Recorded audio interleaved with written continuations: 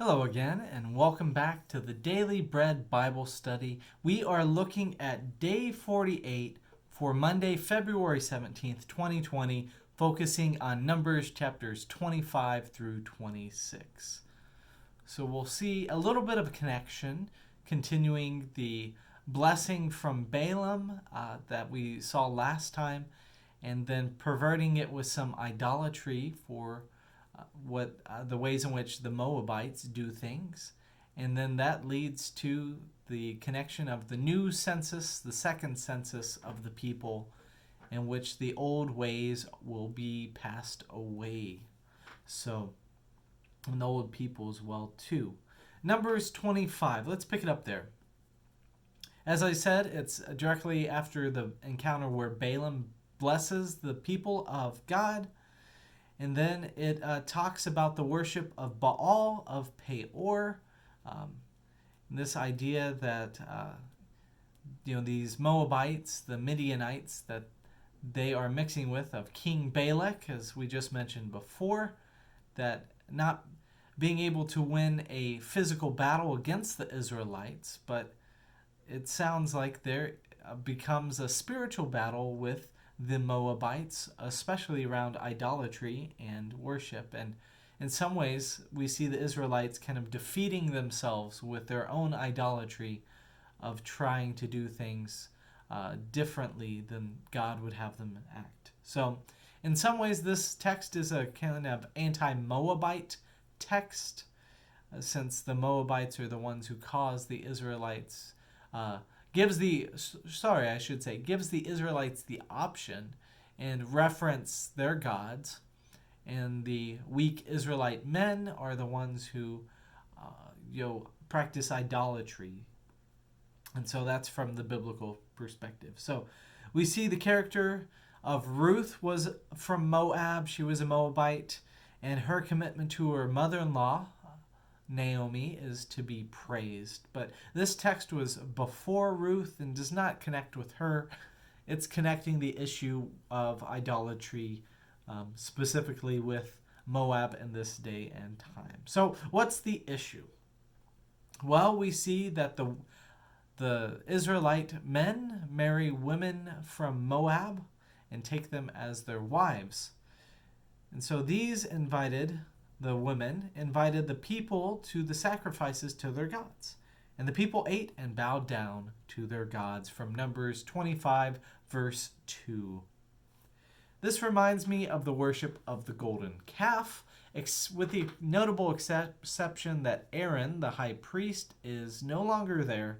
He is dead. And in his stead are his sons. But the people of God are worshiping and looking to observe the practices of other gods.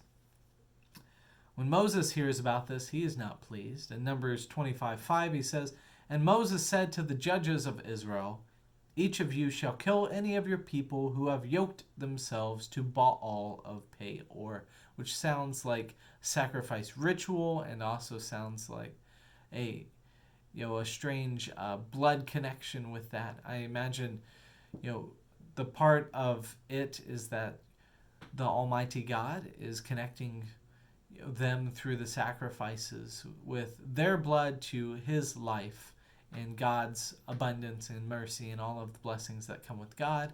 And it sounds like a similar type of ritual is done to the Moabite gods. I'm not sure what exactly, they're called Baal right here, so we'll just call it Baal, this similar type of sacrifice to Baal, mixing their blood and dedicating their blood to Baal, which for a jealous God and the Almighty God is something that cannot be tolerated, to be a special and sacred holy people unto the Lord who brought them out of slavery in Egypt, and instead they are worshiping Baal. So what happens? Phinehas, the son of Aaron, a priest there of the Levites, he kills an Israelite husband along with a Midianite wife. And this act pleases the Lord enough for God to stop the plague from spreading anymore, because a plague had apparently spread because of their idolatry, which I don't see that in the text where the plague starts, but we have it here that it does end in Numbers 25:12 through 13. Therefore say, I hereby grant him my covenant of peace to Phinehas. It shall be for him and his descendants after a covenant of perpetual priesthood, because he was zealous for his God and made atonement for the Israelites. So Phinehas is blessed for being faithful in the midst of this idolatry, and that is going to be important for the worship of the Israelites for the future, as the priestly line of Aaron will be continued and be blessed. And these Midianites will not be blessed. In fact, it will impact one of the tribes of Israel the hardest. We see in Numbers 25:14, the name of the slain Israelite man who was killed by the Midianite woman was Zimri, son of Salu, head of the ancestral house belonging to the Simeonites.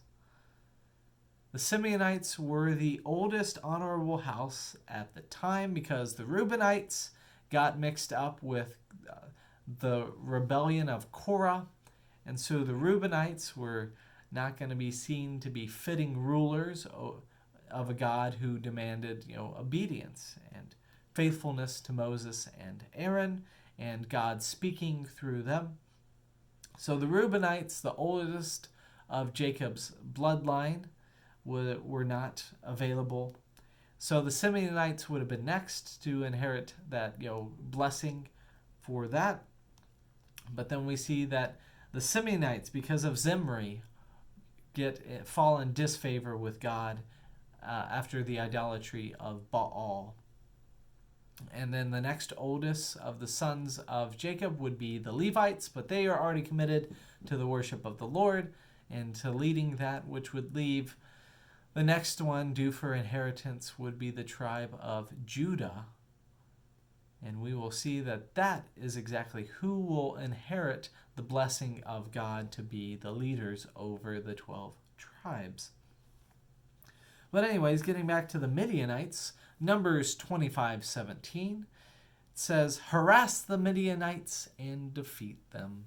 Simply put, you will conquer them as you come into the land which I am giving you. Thus, we have some passage of time. I'm not exactly sure when it is. I'm imagining between Numbers 25 and Numbers 26. There's a substantial amount of time because it mentions that all of the people, among these, there were not one of these enrolled by Moses and Aaron for the second census, who enrolled the Israelites in the wilderness of Sinai. For the Lord had said to them, they shall die in the wilderness. Not one of them was left except Caleb and Joshua.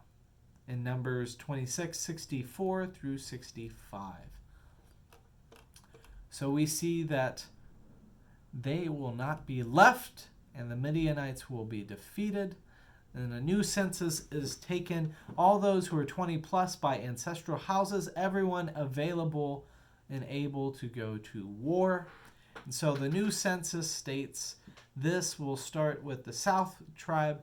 So Reuben, the numbers are down from 4,650 to 43,760.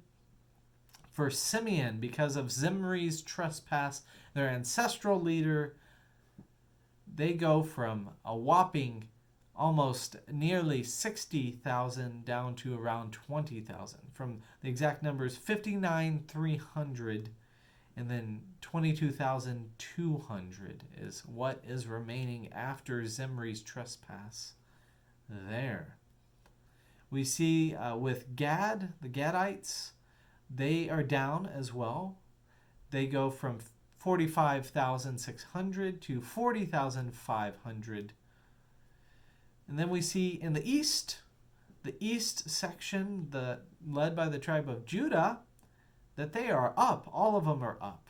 Judah goes to 76,500, up from 74,600. Issachar is up too by about 10,000. Zebulon is up by a few thousand as well. We look at the west. Ephraim is down from, it's 32,500 down from 40,500. Manasseh goes up considerably, 20,000 from 52,700, and that's up from the 3,220. And then the tribe of Benjamin goes up 10,000 as well, from 45,600 up from 35,400. The tribe of the north area, we have Dan goes up a little bit. Asher goes up about 10,000 as well, a little bit more.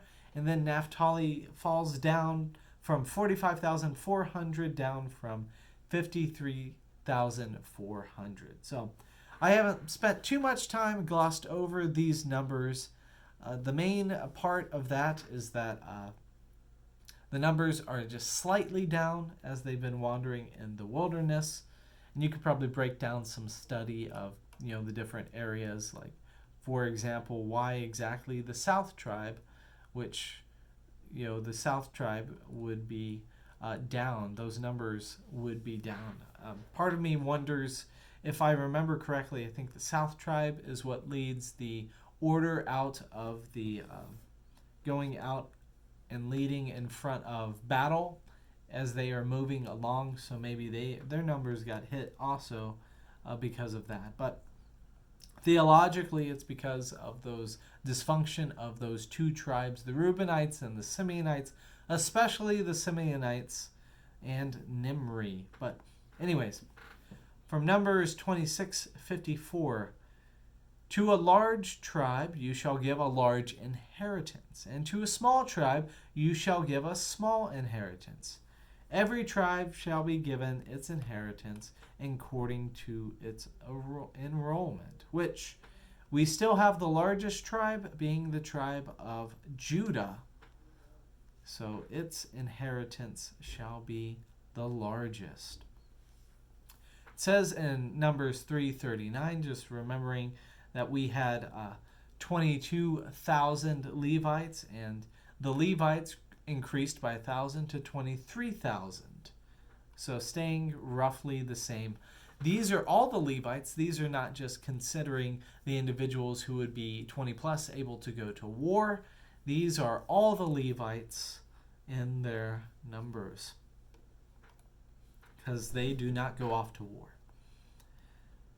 And just as I mentioned, it's only Caleb and Joshua who are going to be left from those who were originally enrolled by Moses and Aaron there in the wilderness of Sinai. So that is our section for today. We've got a lot going on and a lot preparing for inheriting and fighting in the promised land to inherit the promised land that God had provided. So there is our discussion for today. If you have any questions, feel free to contact me, get in touch. I'd love to hear from you. Take care. Goodbye.